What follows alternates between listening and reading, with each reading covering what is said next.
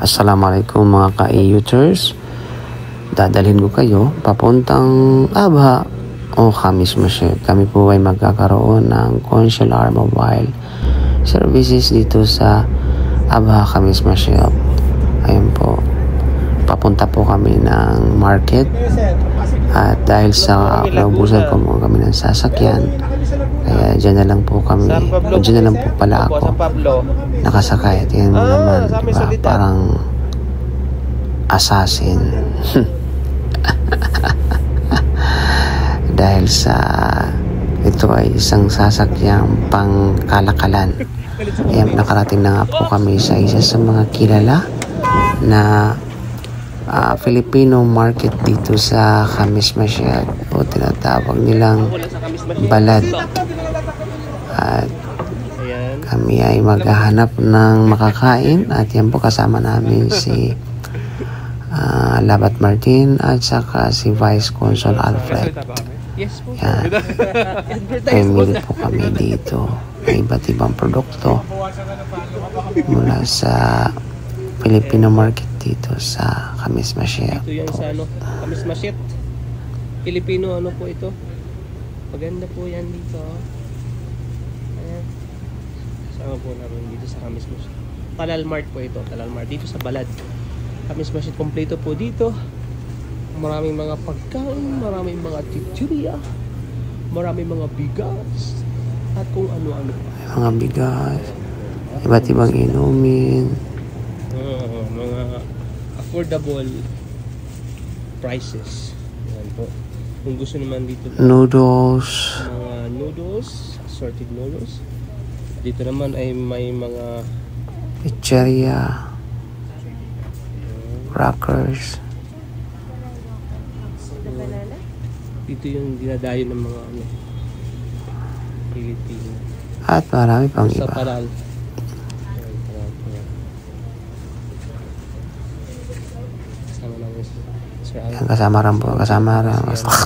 Kasama rin po namin si Conchen Oxilian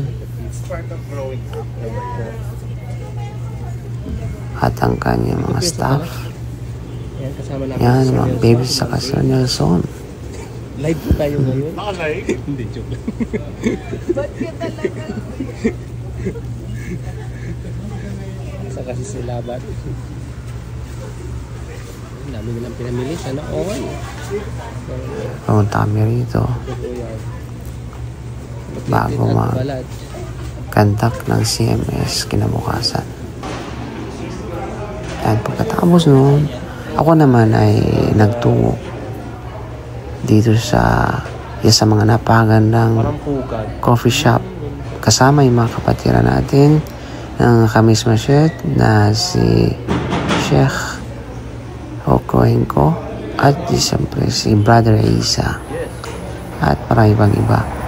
Ayan nga po, isa sa mga pinakamaganda o para sa akin na pinakamagandang napuntahan ko at unique na style ng coffee shop dito sa Khamis Masjid.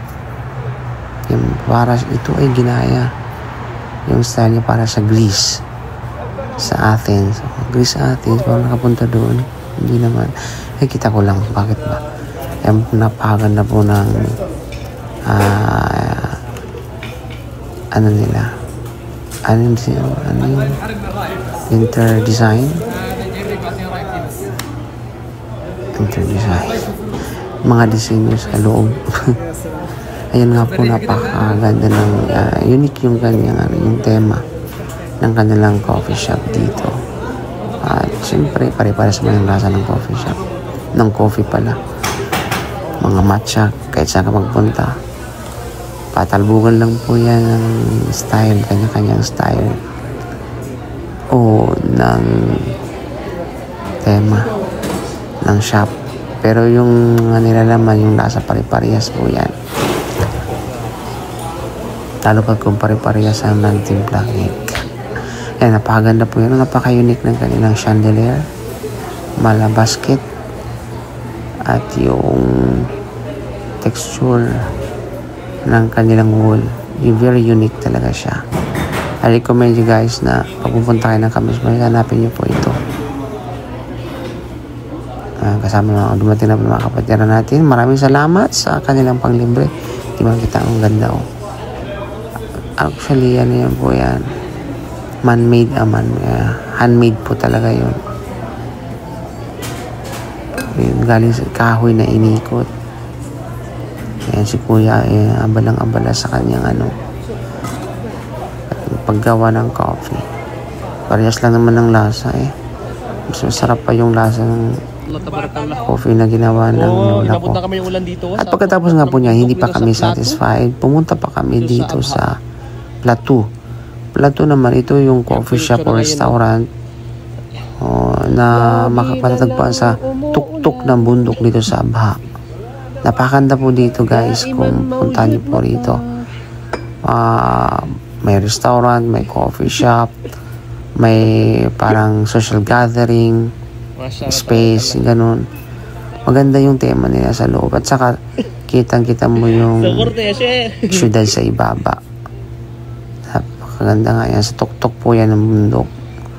At bago makarating dyan, ay papakita natin mamaya paano makarating dyan. Kaya nga po, nagsiuwian na nga po kami niyan. Dahil nainulan kami, nabutan kami ng ulan. Pero sobrang lamig that time, guys.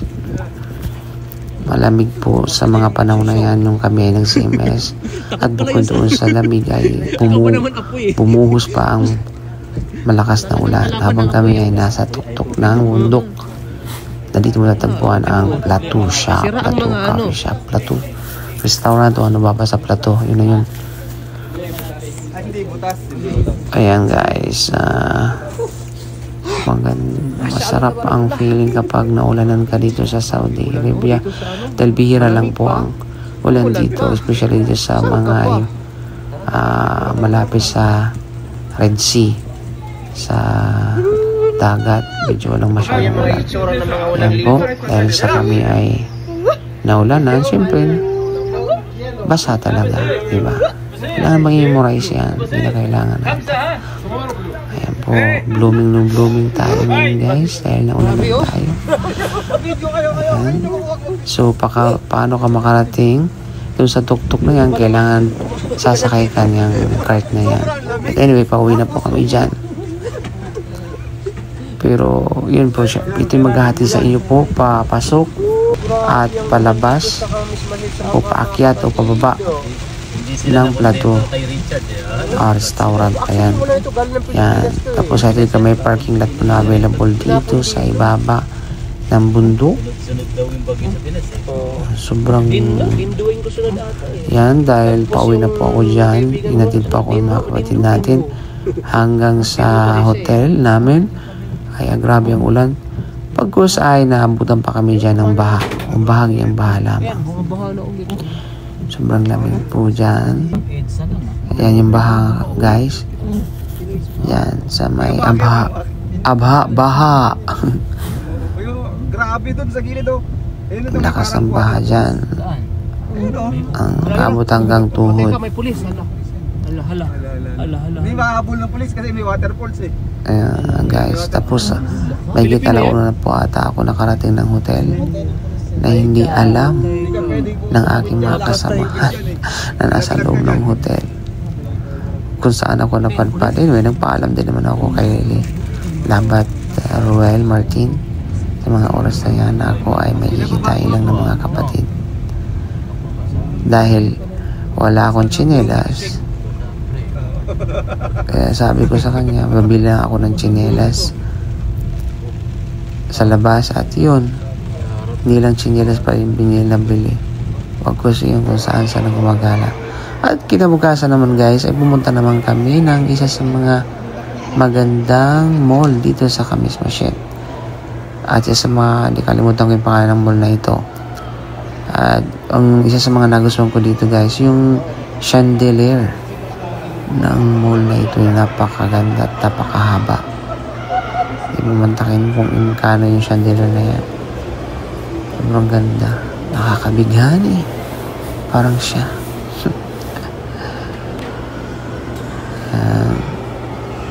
Pababa po kami yan.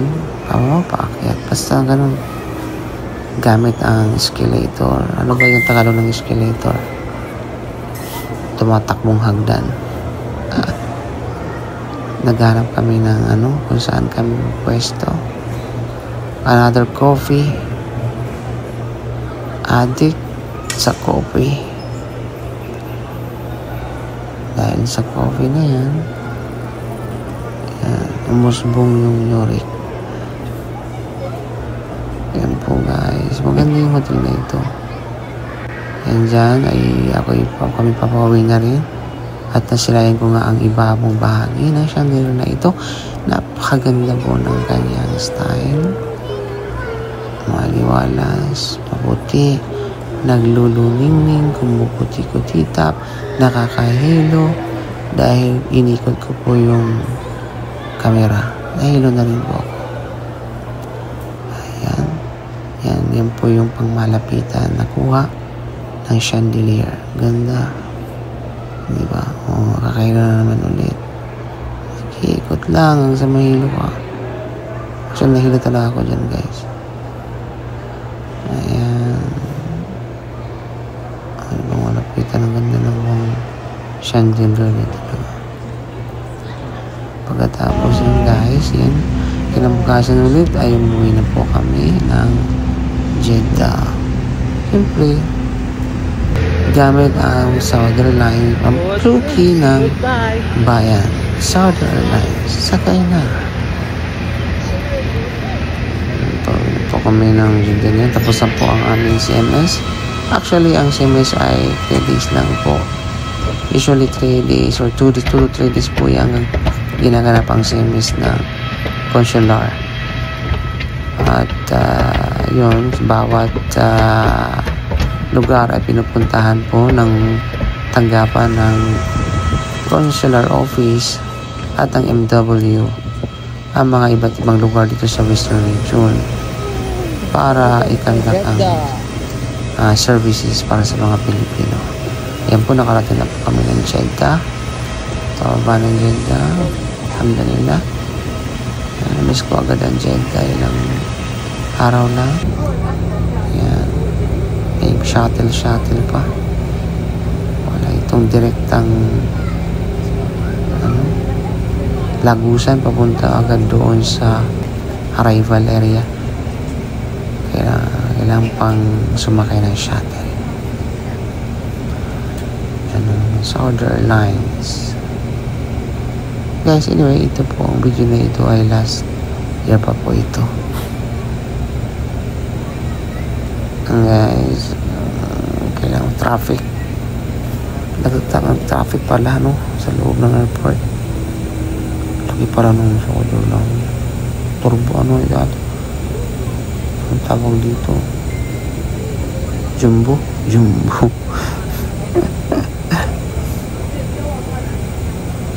Airbus ang tawag pala dyan, Airbus. Kaya pupunta tayo ng Israel. Check.